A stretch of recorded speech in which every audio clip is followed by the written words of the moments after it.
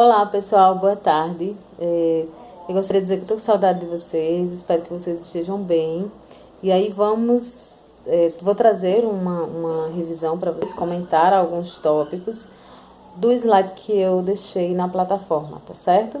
Então, o que é que nós vamos ver? Nós precisamos atentar para a expansão marítima ou grandes navegações, ou conquista do novo mundo, também como é chamado esse processo de saída dos europeus para a Oceania e para a América, e que a historiografia vai dar o nome de grandes navegações, tá certo? Então, primeiro, o que motivava esses países a sair do seu lugar de origem e buscar conhecer outros lugares? O que fez, por exemplo, Portugal, Espanha, a França saírem da Europa para conquistar novos povos, para conquistar novas terras. É isso que nós vamos ver, tá?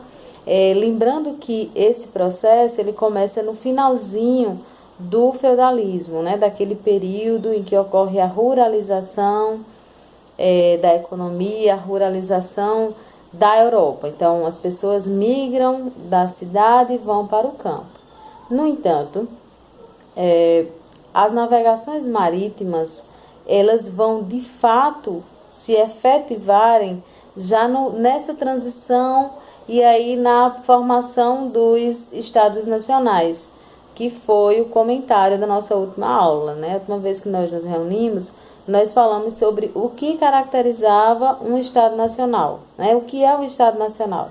É um governo independente, é um governo que vai ter centralização de poder, quer dizer, vai ter uma figura, um líder político que vai ser responsável sozinho ou com alguns grupos de administrar aquele território. Então, o que diz respeito à economia, à saúde, à política, aos impostos, à demarcação do território, tudo isso vai ser administrado pelo poder central. E aí esse poder central, ele no momento da Idade Moderna, do período em que nós estamos tratando,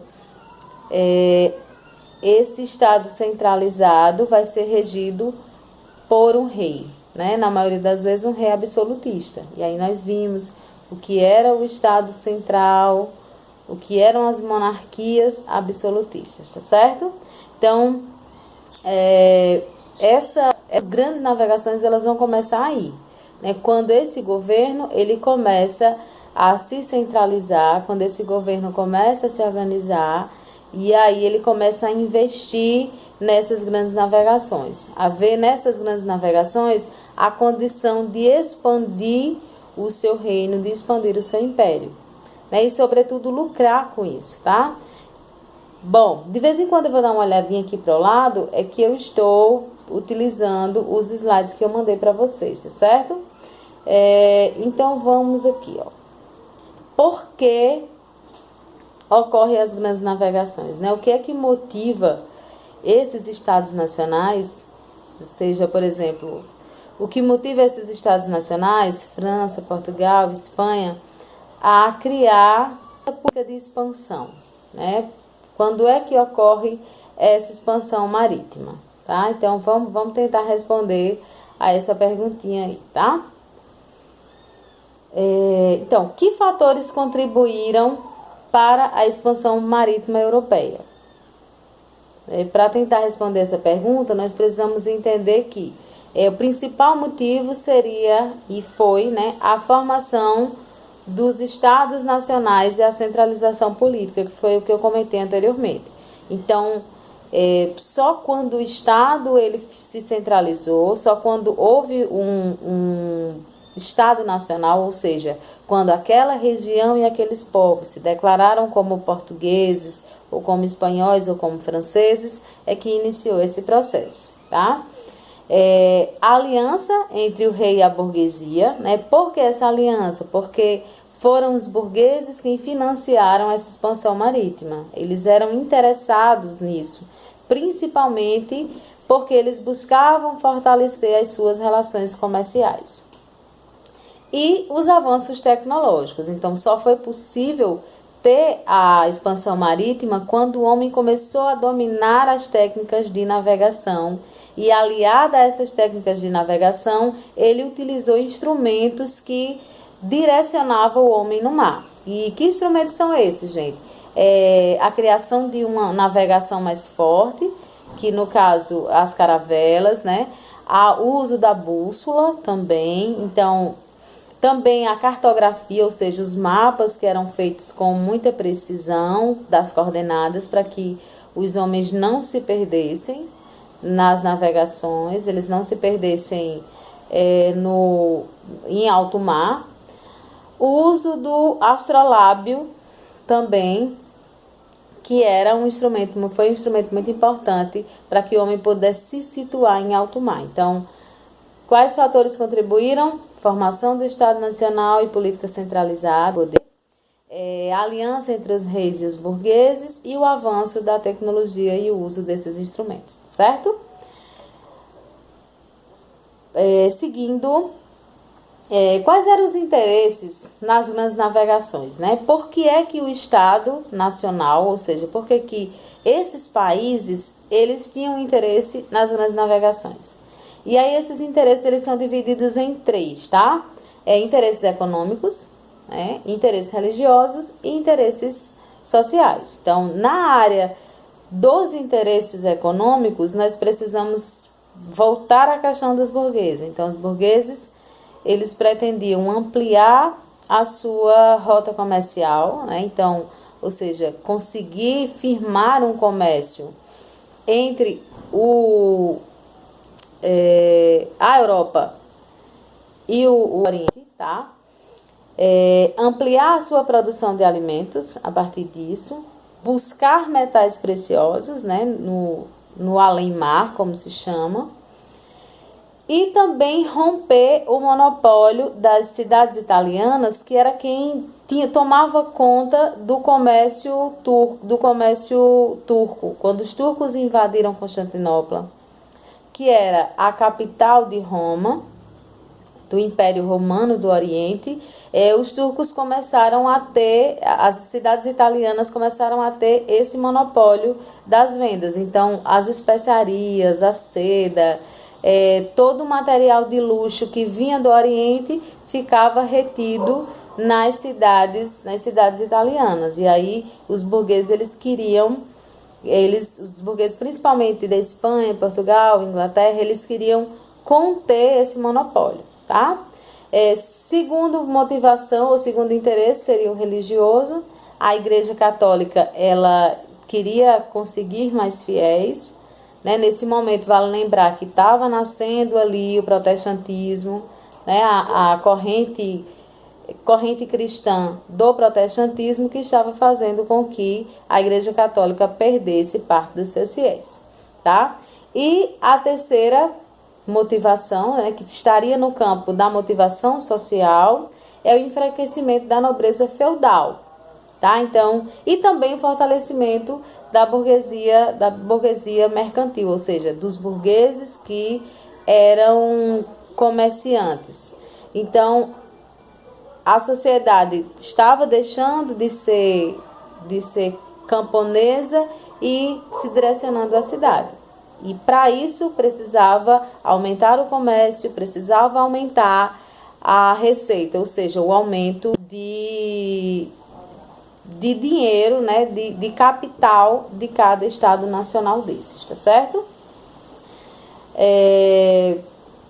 Outra coisa que eu gostaria de comentar com vocês, gente, é que essa expansão marítima, né, essa expansão marítima, ela foi bastante comentada em termos dos mitos, né? Ou seja, todos os mitos que se criaram em torno das navegações. Então, os navegadores, eles faziam relatos de bichos extremamente exóticos, estranhos, de sereias, de botos. Todo esse imaginário aí, dentro das navegações marítimas, faziam com que as pessoas tivessem medo, das navegações, né? Mas também fazia com que as navegações elas fossem uma coisa para heróis, uma coisa bem grandiosa. E por que os homens eles viam tantas coisas diferentes, né? Primeiro vale lembrar, gente, que o homem europeu ele não conhecia muitas espécies que estavam, por exemplo, na América, tá? Então, tanto espécies do mar quanto espécies da fauna e da flora na América. Outra coisa também é que esses homens eles passavam meses dentro de embarcações com alimentações bem precárias, com o sol muito escaldante, enfim, ou em alguns momentos com o clima muito frio. Isso fazia com que eles às vezes delirassem também e passassem a imaginar, a fantasiar sobre aquilo que eles supostamente viam ao mar. E uma pergunta muito interessante, né? Por que Portugal foi o primeiro país a realizar a expansão marítima? Por que Portugal foi o pioneiro nas navegações marítimas? Primeiro, vale lembrar que Portugal tinha uma frota e tinha o conhecimento sobre a tecnologia marítima muito grande. Então, tinha cartógrafos muito bons, tá? Portugal também tinha caravelas bem produzidas e isso fez com que Portugal saísse à frente. Também vale lembrar que Portugal não estava em guerra nesse período, né? E Portugal foi o primeiro país na Europa. Portugal foi o primeiro país na Europa a centralizar o seu poder, né? A consolidar a sua monarquia nacional. Então, Portugal sai à frente também por esse fator. Outra questão também que vai ser muito importante para Portugal se tornar pioneira é que Portugal vai ter uma contribuição, né, de grandes navegadores, genoveses também, à frente dessas embarcações e dessas empreitadas, tá? Então, esses são os motivos pelo qual Portugal é pioneiro nas navegações. E vale lembrar outra coisa, né, que não pode deixar de faltar nesse esclarecimento breve para vocês sobre as grandes navegações, é que toda a Europa estava naquele momento buscando novas rotas para o comércio das especiarias, né? Que eram as especiarias? Era aquilo que estava no momento revolucionando o comércio europeu. Era a possibilidade, por exemplo, dos europeus conseguirem